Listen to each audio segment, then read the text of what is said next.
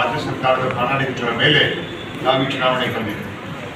ಈ ಚುನಾವಣೆಯಲ್ಲಿ 22 ದಿನ ಸಮಯ ನಮ್ಮ ಕಾಂಗ್ರೆಸ್ ಪಕ್ಷ ಮತ್ತು ನಮಗೆ ಎಲ್ಲರಿಗೂ ಒಂದು ಅವಕಾಶ ಮಾಡಿಕೊಟ್ಟು ನಮ್ಮ ಎಲ್ಲ ಹಿರಿಯ ನಾಯಕರುಗಳಿಗೆ, ನಮ್ಮ ಖರ್ಗೆ ಸಾಹೇಬ್ ಇರ್ಬೋದು, ಸಿದ್ದರಾಮಯ್ಯ ಸಾಹೇಬ್ ಇರ್ಬೋದು, ಶಿವಕುಮಾರ್ ಸರ್ ಇರ್ಬೋದು, ಮತ್ತು ನಮ್ಮ ರಾಹುಲ್ ಗಾಂಧಿ ಅವರು ಯುವಕರಿಗೆ ಆದ್ಯತೆ ಕೊಡಬೇಕು ಅಂತ ಬಹಳಷ್ಟು ಪ್ರಯತ್ನ ಪಟ್ಟು ಮತ್ತು ನಾವೆಲ್ಲ ಕ್ಷೇತ್ರದ ಯುವಕರು, ಮಹಿಳೆಯರು, ರೈತರು,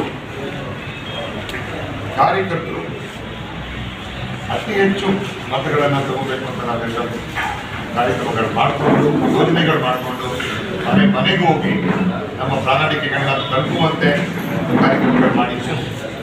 ಆದರೆ ಸ್ಥಾನಾಂತರ ಕಾರಣಗಳಿಂದ ಈ ಒಂದು ಚುನಾವಣೆಯಲ್ಲಿ ನಾವು ಡಾಕ್ಟರ್ ಸುಧಾಕರ್ ಅವರಿಗೆ ಅಭಿನಂದನೆಗಳು ತಿಳಿಸ್ತಾ, ನಮ್ಮ ಚಿಕ್ಕಬಳ್ಳಾಪುರ ಲೋಕಸಭಾ ಕ್ಷೇತ್ರದಲ್ಲಿ ಅವರಿಗೆ 1,30,000 ಹೆಚ್ಚು ಮತಗಳು,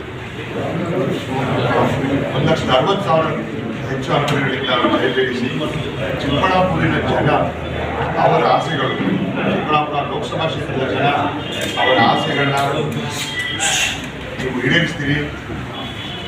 ಸಂಸದಲ್ಲಿ, ಲೋಕಸಭೆಯಲ್ಲಿ ಚಿಕ್ಕಬಳ್ಳಾಪುರಿನ ನಮ್ಮ ಜನತೆಯ ಒಂದು ಆವಾಜ್ ನೀವು ಮಾಡಿಕೊಂಡು ಒಂದು ಧ್ವನಿ ನೀವು ಎತ್ತಿ ನಮ್ಮ ಜನರಿಗೆ ಕಾಪಾಡ್ತೀರ ಅನ್ನೋ ಒಂದು ನಂಬಿಕೆ ಇಡ್ತಾ ನಮ್ಮೆಲ್ಲ ಕಾಂಗ್ರೆಸ್ ಪಕ್ಷದ ಕಾರ್ಯಕರ್ತರು, ಕಾಂಗ್ರೆಸ್ ಪಕ್ಷದ ನಾಯಕರುಗಳು ಮತ್ತು ನಮ್ಮ 8 ಕ್ಷೇತ್ರದ ಶಾಸಕರುಗಳು, ಮಾಜಿ ಶಾಸಕರು, ನಮ್ಮ ಮಂತ್ರಿಗಳು, ನಮ್ಮ ಮುಖ್ಯಮಂತ್ರಿಗಳು, ಉಪಮುಖ್ಯಮಂತ್ರಿಗಳು ಮತ್ತು ನಮ್ಮ ಈ ಒಂದು ಕ್ಷೇತ್ರಕ್ಕೆ ಎಲ್ಲ ಪ್ರತಿಯೊಬ್ಬರು ನಾಯಕರುಗಳು ಬಂದು ನಮ್ಮ ಡಿಸಿಸಿ, ಕಿಸಾನ್ ಕಾಂಗ್ರೆಸ್ ಎಲ್ಲ ನಮ್ಮ ಫ್ರಂಟ್ಗಳು ಈ ಒಂದು ಚುನಾವಣೆಯಲ್ಲಿ ಬಹಳ ಶಕ್ತಿಯಿಂದ ಕೆಲಸ ಮಾಡಿದ್ದಾರೆ.